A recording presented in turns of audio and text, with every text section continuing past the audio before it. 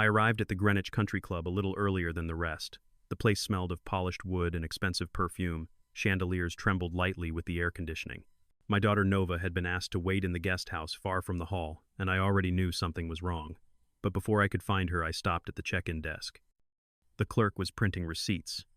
I noticed one in particular, bold numbers stretching across the page, $42,000 for a package of imported wine. A wire confirmation ready to be charged under my son-in-law's family account. Behind me I heard a whisper. It was not meant to be kind. "Do not worry about him," Celia Armitage said to a friend, her voice sharp enough to cut. "The man tips $5 and calls it generosity. He belongs in the parking lot, not the ballroom." I tightened my grip on the phone in my pocket. The venue's escrow account was linked to it. Another number lit the screen, $17,800 pending release that very evening. I froze it with one tap. The clerk's eyes widened. Celia's smile did not falter. She thought I was too old to matter, too quiet to resist. What they did not know was this: I had already called a mobile notary. She was waiting in the side lounge with a briefcase full of papers and a stamp that would matter more than any chandelier in this club. I should explain who I am. My name is Leonard Voss, 68 years old, once a city planner, now a man who spends quiet hours repairing antique clocks. People think retirement softens you. They do not understand that time teaches patience, and patience is a weapon sharper than anger. Nova, my only daughter, married into the Armitage family 2 years ago. Since then, she has been treated not as a partner, but as an accessory. They manage her bank accounts under the guise of guidance. They decide her wardrobe, her travel, even where she may sit at the dinner table. Last month, a notice arrived from the Homeowners Association, $350 for hanging laundry on a balcony. The proof photo was taken by Celia herself, shared gleefully on the neighborhood next-door forum. Nova's credit score had fallen after she was forced to contribute to family funds she never controlled. And just 2 weeks ago, I saw a group chat screenshot where they called her an outsider, someone they tolerated for appearance's sake. The cruelty of it stuck to me like smoke on a coat. But I stayed calm. Silence gives the illusion of weakness until the right moment. That moment was today. This wedding was not hers, but she had been used to fund it, pushed to sign documents she barely read while her husband Quentin traveled abroad for business. I knew of a codicil recently notarized, slipped into a family trust worth 2,7 Trier de la. It stated that if a marriage brought embarrassment, the spouse could be removed from inheritance. Nova's signature had been forced under pressure. I planned to undo all of it in plain sight of every guest sipping champagne. As I moved through the hall, I noticed the fake warmth of relatives who laughed too loudly. Glasses clinked. No one looked at me. I felt the familiar distant solitude covered by polite smiles. But I was not invisible. Not today. I paused near a table stacked with ivory envelopes, seating charts printed with gold ink. My name was missing. A minor cruelty, a deliberate one. They had placed me with overflow near the kitchen doors, as if I were a distant cousin rather than the father of the bride's wife. I thought of Nova locked in the guest house, the smart lock timed to her curfew. The Ring camera had caught it all, Celia ordering the staff to seal the door. That clip was already backed up to my drive. Evidence is strongest when displayed before an audience, and weddings provide the finest stage. I breathed once steady. These people measured power in dollars and contracts. They forgot that documents can betray them, and numbers can turn against their own pride. I leaned toward the clerk at the desk and said quietly, "Keep that receipt safe. We will need witnesses." The music started. Guests filled the room, oblivious. I adjusted my jacket, feeling the weight of the folder tucked inside: liens, deeds, codicils, objects with sharper edges than any insult. And now to you listening, tell me this. If a father should pull the plug at a wedding to protect his daughter, would you call him cruel, or just... If you believe the right move is to pull the plug, comment, pull the plug. Because what happens next you will want to hear. When I was younger, in my 30s and 40s, I believed family dinners were meant to bind people together. A roast on the table, a glass of wine poured with care, a story told and retold. Those evenings gave me the illusion that family was a steady foundation. Age has a way of stripping illusions down to bare wood. Nova grew up with me after her mother passed. I raised her with quiet rituals, Saturday walks along the river, reading maps together, fixing clocks side by side. She was always curious, gentle, but not naive. She studied hard, became a skilled architect, and dreamed of building a house by the coast one day. When she married Quentin, I told myself it was her choice. A father should not interfere once his daughter builds her own life. But marriage to the Armitage family was not a joining, it was a swallowing. Celia and Barnaby Armitage ruled their household as if it were a boardroom. They controlled shares in a holding company, and they measured people by what they contributed to that machine. Nova was not seen as a partner. She was an asset, a tool to polish their image. I watched as her laughter dimmed as she asked permission to buy groceries with her own card, as she received bills she never signed. The first insult I witnessed came at a holiday dinner last year. Quentin had gone abroad for work, leaving Nova at the long table surrounded by Armitages. Celia raised a glass and declared, "To our family's future built by strong blood and stronger accounts." The implication was sharp. Nova was not blood, only tolerated. I caught her eyes across the table. She smiled faintly, but it was the smile of someone cornered. A month later, she confided that her credit score had dipped. Not from overspending, she had always been careful, but because of mandatory family contributions that Barnaby demanded. "It is tradition," he said, as if tradition meant stripping dignity one fee at a time. Then came the Homeowners Association fine, $350 for leaving a blanket on the balcony rail. I read the notice twice, then saw the photo attached. Celia herself had taken the picture. On Nextdoor, she commented that outsiders must learn the rules. Outsiders. That was her word for my daughter. It grew worse. Nova showed me a screenshot from the family group chat labeled Armitage Inner Circle. In it, her sister-in-law wrote, "Keep her in the guest house. She will learn where she belongs." Another message followed a laughing emoji then. "No room for her at the main table."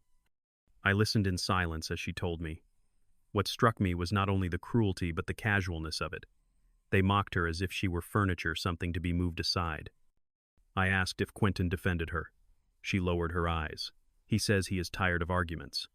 He says it is easier to let them have their way." That was the moment I realized my patience had turned into negligence. A father may stay silent when pride is wounded, but not when dignity is stolen piece by piece. I began to search, quietly, methodically. I visited the county clerk's office in Stamford, where public records wait for anyone willing to dig. There I found a lien $93,000 placed on the guesthouse property just days before this wedding. The ownership had shifted into an LLC controlled 51% by Celia. A quitclaim deed signed under dim circumstances. When I showed Nova, she gasped. She had not signed anything, but her signature appeared. The strokes were familiar, but I knew her hand. Someone had guided, perhaps even forged under the cover of those family contribution papers. At first, she wanted to confront Quentin directly. I told her, "Not yet. Anger without proof is wasted breath." So we waited.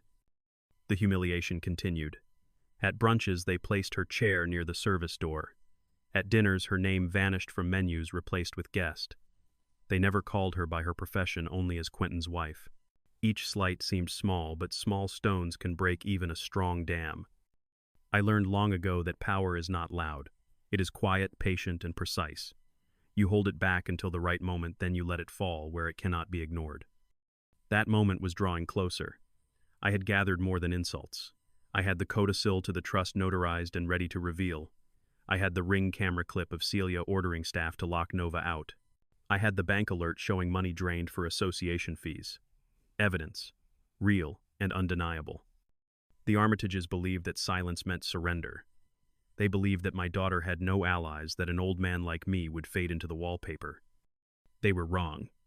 But what they did not know was that I had already placed copies of every document into a sealed folder ready for a notary's hand. Once opened, the truth could not be pushed back into shadows. I sat alone in my small apartment that week, staring at the folder. On the table lay my old brass keyring, the one Nova gave me when she moved out years ago. She had said, "So you will always have a way back in." I thought about that as the wedding drew near. This story is not about bitterness. It is about protection. A father has few duties left when his hair has turned white, but one of them is to stand when his child cannot. And at the country club, beneath chandeliers and champagne laughter, I intended to stand. But I will explain how the confrontation began in the next part. Tell me in the comments, if your child were humiliated at the family table, would you stay silent or would you act? When the invitations for the wedding arrived, my name was nowhere on the embossed envelope. It was as if I did not exist. Nova's was written in faint cursive, an afterthought. That detail told me everything. In their eyes, she was not family. She was furniture to be moved around as needed. I watched quietly as the days moved closer to the event. Every time Nova called, her voice carried that weary pause before she spoke, the sound of someone rehearsing how to hide pain. She tried to sound cheerful, telling me about floral arrangements and seating charts, but then she whispered that Celia had locked her out of the main house again. The smart lock on the guest house clicked at 9 each night, and she was left standing on the porch. The Ring camera captured it all, her soft knock on the door, Celia's voice, instructing staff to leave her there. That footage became the first stone in my pocket. I carried it, knowing its weight would matter. The second came in the form of a text. A cousin forwarded a screenshot from the family's inner circle group chat. "Keep her near the trash bins," one message read, punctuated by laughter emojis. Another wrote, "She should be grateful she even gets a bed." It was cruelty disguised as banter, the kind of words typed by people who think they will never be caught. The third stone arrived through my bank. I received an alert, $350 drawn from Nova and Quentin's joint account. The note read, "HOA violation, unsightly laundry." The photo attached showed nothing more than a blanket folded on a chair. Celia had filed it herself. When Nova called the bank in confusion, they told her the fee had already been processed. I let these stones accumulate, patient as an old river. One afternoon, I visited the county clerk's office again. My eyes had grown tired, but I still knew how to read deeds and filings. There it was, a quitclaim deed transferring the guesthouse property into an LLC named Armitage Hospitality. Celia's name controlled 51%. Alongside it sat a lien of $93,000 filed just days before the wedding, a debt pinned like a note to the house's future. That night I sat at my table, spreading papers under the glow of a single lamp. Receipts, liens, codicils, notices, each piece an insult made tangible. In the middle of the stack was the escrow hold, $17,800 frozen under my authority, a sum small enough to seem petty, yet large enough to disrupt the evening's flow. Above it lay the wire receipt of $42,000, proof of indulgence. Numbers become stories when placed side by side. $5 for a tip, $350 for a false fine, $17,800 for an escrow freeze, $93,000 for a lien, $2 Fabe Trier for a trust. Each figure was a weapon, each one sharpened by context. I did not storm into Nova's home to wave these papers. I waited. The Armitages believed I was irrelevant, and irrelevance is the finest cloak. At rehearsal dinner, I saw it play out again. I was placed at the far end of the hall near the kitchen door, where servers pushed carts of dishes. Laughter rose at the main table. Glasses clinked. Celia leaned toward a guest and said loudly enough for all to hear, "He is lucky we let him in at all. After all, his daughter brings nothing to the trust but a smile." My fork rested untouched. I did not answer. Silence carries more power when it is deliberate. But inside I counted down. Because what they did not know was this: the notary I had invited carried certified copies of everything. Once her stamp pressed down, none of these insults could be erased. The pressure built not with shouting, but with small humiliations piling on each other. I watched Nova shrink at the table, her voice soft, her hands folded. Each time she tried to join the conversation, someone spoke over her. Barnaby launched into a story about company dividends. Quentin smiled politely, but stayed silent when his wife was mocked. I could not show my hand yet. A clockmaker learns that gears must align before the bell can strike. Too soon and the mechanism breaks. So I sat patient.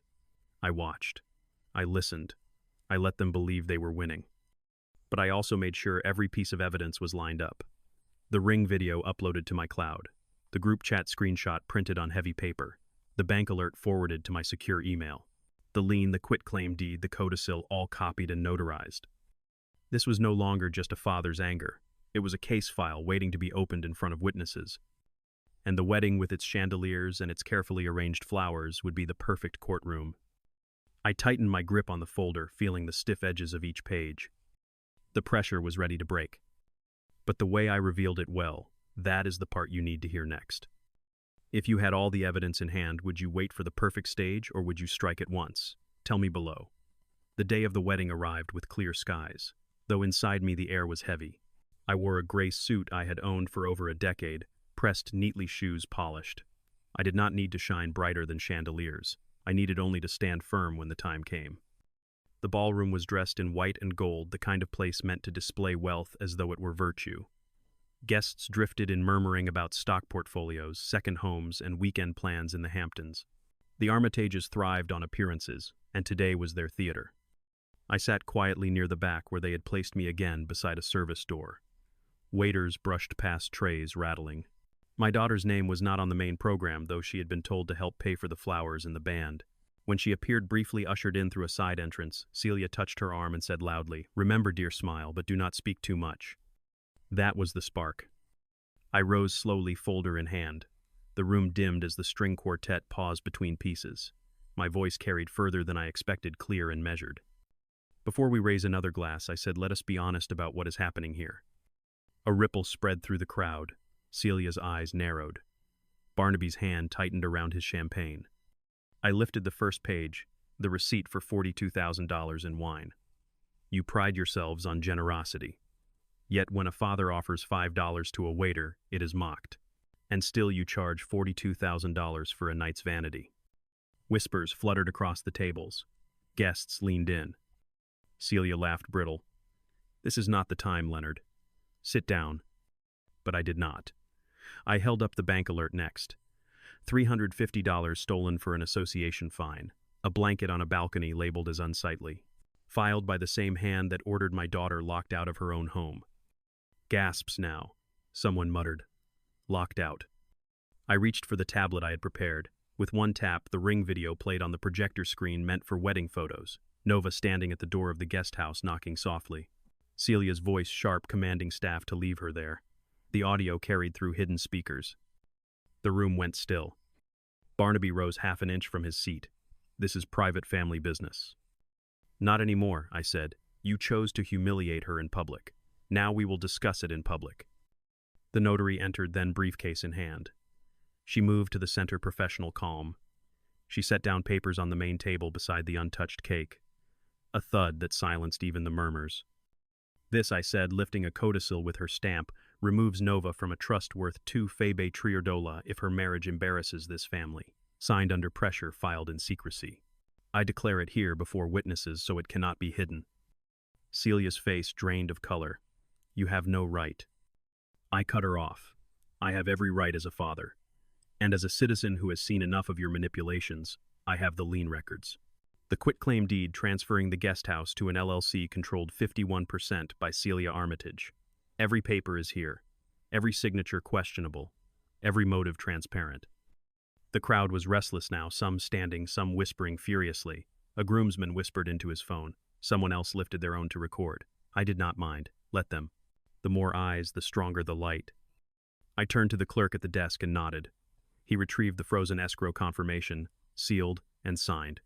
$17,800 held back until legality is clear, I said. The bar you hope to open tonight will remain dry until then.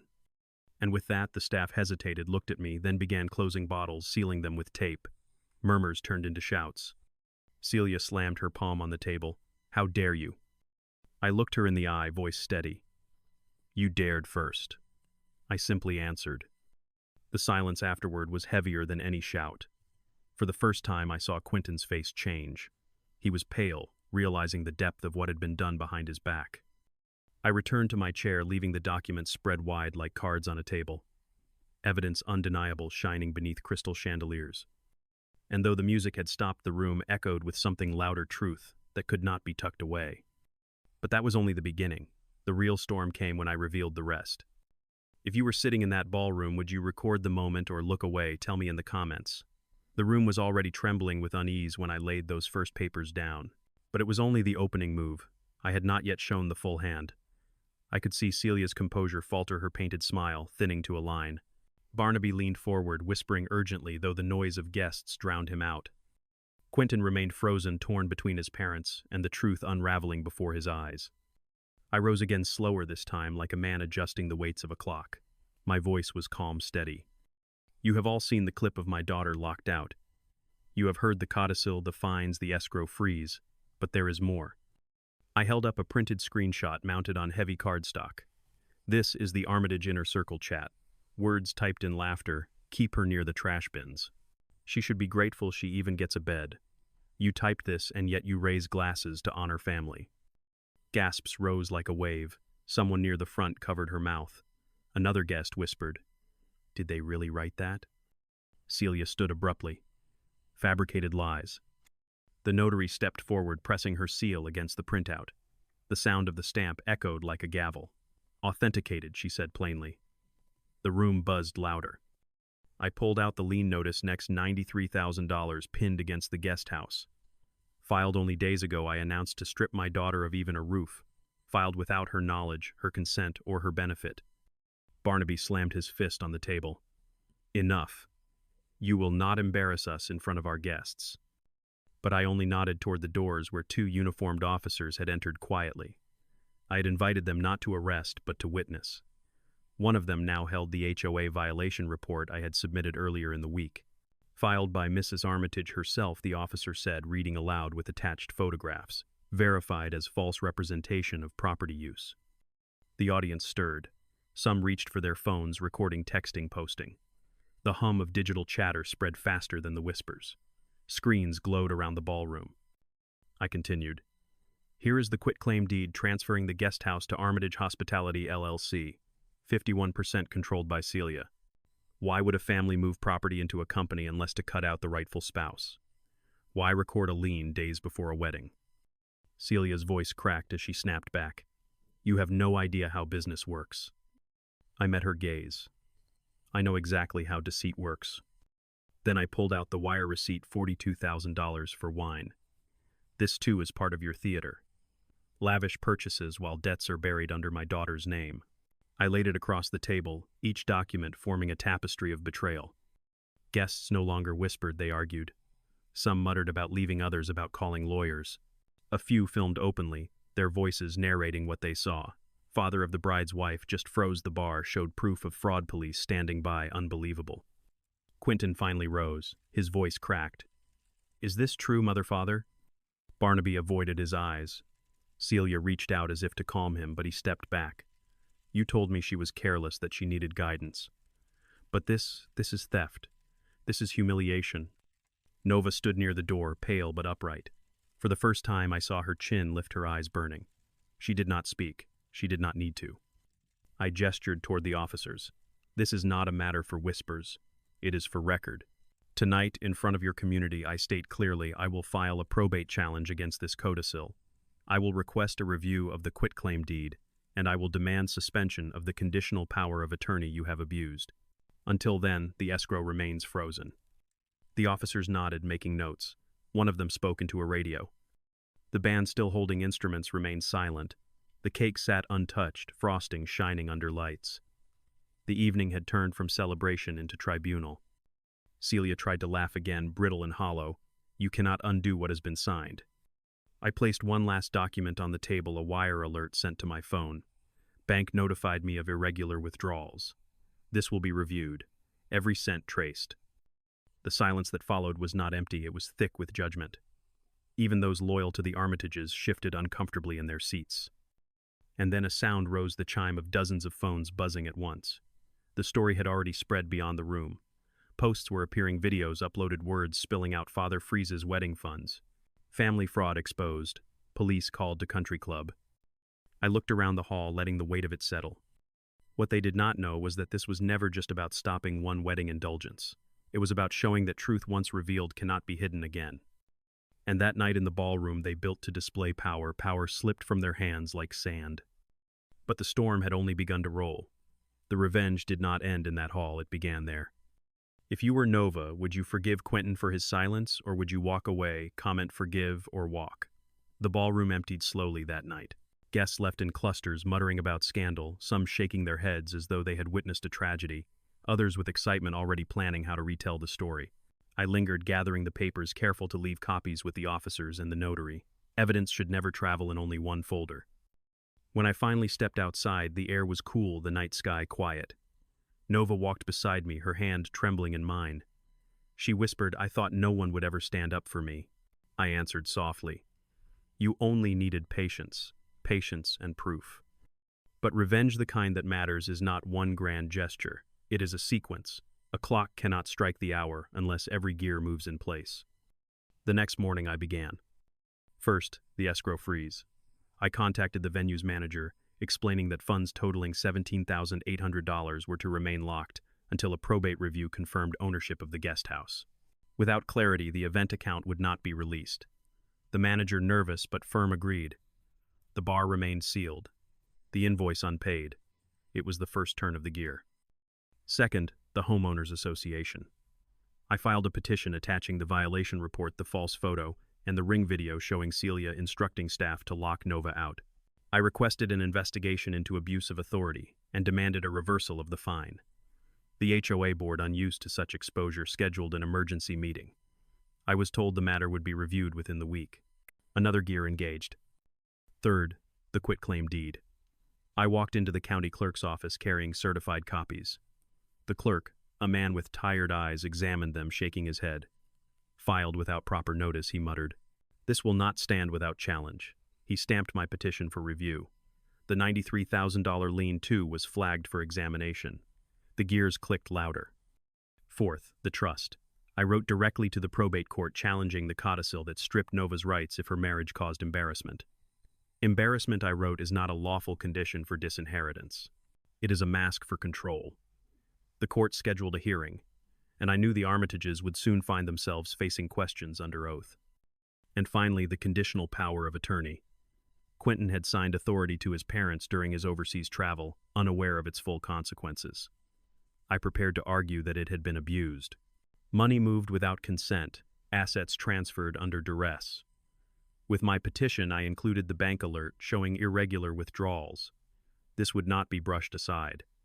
Every step was deliberate, not angry shouts in a ballroom, but written records, sealed envelopes, clerk's stamps. These are the tools of real revenge, the kind that outlasts applause. Meanwhile, the story spread. Next-door neighbors debated whether Celia had gone too far. Some defended her, citing tradition, but more posted angrily, demanding accountability. Screenshots of the group chat circulated. The phrase, "keep her near the trash bins," became a symbol of cruelty. Local news caught it by evening. Wedding, escrow frozen amid family dispute, the headline read. Videos of my speech and the police presence played across feeds, strangers commented. Finally, someone stood up to the rich. Others wrote, that father is a legend. Celia called Quentin, repeatedly demanding he denounce me. Instead, he came to my apartment. He looked younger than his years exhausted. I did not know half of this, he said. I thought it was tradition, not theft. His voice shook. I will testify if needed. For Nova. For the first time, I saw honesty in his eyes. Perhaps too late, but real nonetheless. Nova sat across from him, silent. She did not forgive immediately. Forgiveness is not currency. It cannot be demanded. But she listened, and that was more than before. Barnaby sent a lawyer's letter thick with threats. I read it once, placed it in a folder, and set it aside. Threats are wind against stone when you are prepared. I spent evenings at my desk, the folder growing heavier. Each gear of the clock moved closer to striking the hour. Notary seals, court petitions, bank alerts, all lined up waiting. This was no longer only about Nova. It was about principle. Families that hide behind wealth believe they can rewrite rules, bending signatures and silencing voices. But silence ends when one person refuses to bow. I walked through my small apartment one evening, listening to the ticking of clocks I had repaired over the years. Each tick steady, each talk inevitable. Time does not favor the arrogant, it unmasks them. And so would I. But the conclusion of this revenge, the moment when the consequences landed fully, that is what I will tell you next. If you believe real revenge is written in ink and stamped with a seal, not shouted in anger, comment INK. If you think public humiliation is enough, comment humiliation. The weeks after the wedding passed like a slow storm. Papers moved across desks, hearings were scheduled, and phone calls buzzed late into evenings. Yet through it all, Nova's shoulders straightened little by little, as though the weight that had been pressing down for years had begun to lift. The escrow remained frozen. $17,800 sat untouched, a reminder that money can be held accountable just as people can. The venue demanded clarity before reopening accounts, and until then the Armitage name was whispered, not with pride, but with suspicion. The Homeowners Association met in a cramped office that smelled of stale coffee. I sat beside Nova, folder in hand. The board reviewed the violation photos, frowning at the obvious staging. One leaned back, sighing. This is petty, he said. This is not enforcement, it is harassment. The fine was rescinded. More importantly, an investigation was opened into whether Celia had used her position to target residents unfairly. At the county clerk's office, the quitclaim deed was examined line by line. Irregularities surfaced, missing notices, inconsistent dates, a witness signature that raised questions. The $93,000 lien, too, was marked as suspicious. Proceedings began to unwind the transfer. Property that had been snatched with sly hands was slowly slipping back into the light. Probate court was heavier, quieter. The judge listened as I laid out the codicil language about embarrassment, about disinheritance for shame. My voice did not shake. "This is not law," I said. "This is control disguised as tradition." The judge nodded, lips tight. The codicil was suspended pending full review. The trust worth 2 Febe Trier Dola would not exclude Nova without a battle. The conditional power of attorney came next. Bank records showed withdrawals and transfers during Quentin's absence. Funds moved without his consent. Quentin testified, his voice low but firm. "I gave power for emergencies, not for manipulation." The court agreed. The authority was suspended. Each ruling was a gear clicking into place. The clock struck louder with every turn. Meanwhile, the community whispered. On next-door posts about the scandal drew dozens of comments. Neighbors who once admired Celia now questioned her judgment. Some mocked the family outright. Others posted screenshots of the viral video from the wedding the moment the ring clip played on the projector. The phrase, "No room for you," became shorthand for cruelty. Local news stations replayed the footage, anchors shaking their heads. "A father freezing funds at a wedding," one said. "Unusual but effective." Talk radio callers debated whether I had gone too far. Some called me reckless. More called me right. Even Barnaby's business partners began to withdraw. An associate quietly sold his shares, citing concerns about stability. The Armitage Hospitality LLC, once puffed up, with confidence now faced scrutiny it could not shrug off. 51% control meant little when the other 49% fled. Through all this, Nova remained cautious. She did not forgive Quentin quickly. Trust once broken requires time, just as a clock requires careful repair. But he returned to her side, admitting his blindness, offering to stand against his parents if needed. For the first time, he chose her over them. One evening, Nova and I sat on my balcony listening to the ticking of a clock I had fixed years ago. She asked quietly, "Do you think they will ever stop?" I shook my head. People who live on control rarely surrender it willingly. But they are weaker now. Not because of me, but because the truth is out.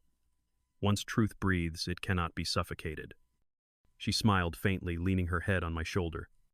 The resolution was not a single day, not a sudden cheer or a grand finale. It was steady, like time itself. The Armitage's power crumbled not in fire, but in erosion. Their names shifted from symbols of wealth to cautionary tales whispered in golf clubs and church pews. And for Nova, dignity returned. She walked taller, spoke louder, laughed freely. No longer hidden in guest houses, no longer treated as an accessory. She was seen. As for me, I did not seek applause. Revenge had never been about spectacle, though spectacle had come. It was about repair, repairing what had been broken, ensuring gears aligned again, making sure the clock could strike cleanly once more. But there was still one final note to strike, one closing chord that left no doubt where I stood. If you believe true victory is quiet restoration, comment quiet. If you think it should end with a loud final blow, comment loud. I did not walk away from the Armitage affair with triumph stamped across my chest. Triumph is for younger men who think a single battle defines them. At 68, I understood the value of something else: closure. Weeks after the hearings, I returned to the country club, not for another wedding, but for a quiet lunch by myself. The same chandeliers hung above the same polished wood gleamed underfoot. But whispers followed me differently now. Heads nodded, some in respect, others in wariness. They all knew the story. They had all seen the video, the documents, the stamps. Nova joined me wearing a bright blue dress, her laughter free of the weight that had once pressed her down. She did not sit at the edges anymore. She walked directly to my table, unafraid. That was my real victory. Celia and Barnaby had retreated from public life, their names tarnished. The trust they once controlled now rested under court oversight, their codicil suspended. The Homeowners Association rewrote policies to prevent personal vendettas. The county clerk filed a report on the fraudulent lien and the suspicious deed. Each record stood like a stone, immovable, undeniable. Quentin, humbled, began to rebuild his marriage. Whether Nova would allow him fully back into her heart was her choice and hers alone. I told her that forgiveness is not a duty, but a gift she may choose to grant or withhold. For me, the matter was simpler. I had shown them that silence does not mean surrender, that an old man quiet and patient can wield truth with the precision of a craftsman adjusting gears. One slip of a notary's stamp, one freeze of an escrow account, one clip from a camera, and their empire cracked. That is what power truly is, not the loud declarations at the head of a table, but the calm ability to act when others believe you cannot. As I sat in the club that day, I thought of the clocks waiting in my workshop. Some people see them as relics fragile and outdated. I see them as proof that time once set right will always keep its rhythm. Families are no different. Left unchecked, they fall out of tune. Adjust the gears and balance returns. I do not pretend revenge has made me young again. It has not healed the years of humiliation Nova endured, but it has given her space to breathe, to stand, to claim her own name again. That is enough for me. And so I leave you with this: when they tried to erase her name from the trust, when they laughed and locked her out, I stood up. I pulled the plug on their celebration, not out of malice, but out of duty. They erased her before everyone. I wrote her back louder than they ever imagined. If you think freezing the escrow at the wedding was the right move, comment right. If you believe you would have handled it differently, share your plan below. We all have clocks to repair in our families. Sometimes the only way forward is to stop the ticking long enough to set things right,